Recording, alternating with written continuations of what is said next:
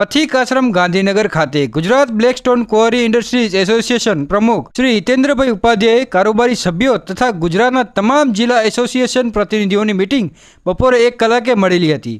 તેમાં એસીના કારણે ગુજરાતમાં મોટા ભાગની લીઝના એટીઆર લોક કરવામાં આવેલ છે તથા અન્ય નાના મોટા કારણો દર્શાવી રોયલ્ટી પેપર આપવાના બંધ કરવામાં આવેલ છે તથા અગાઉ તારીખ 16/5/22ના રોજ સરકાર દ્વારા લેખિત સમાધાન કરી આપવામાં આવ્યું હતું, પરંતુ તે તમામ મુદ્દાઓ આજ દિન સુધી જેમ છે તેમ જ સ્થિતિમાં છે। આ ઉપરાંત જીપીએસ જેવી નવી સિસ્ટમનો અમલ કરવામાં આવી રહ્યો છે। આ બધા પ્રશ્નોના નિરાકરણ માટે સરકારશ્રીમાં 3 મહિના અગાઉ લેખિતમાં જાણ કરવામાં આવેલી હતી, પરંતુ આજ દિન સુધી કોઈ પ્રકારનું નિરાકરણ આવેલ નથી।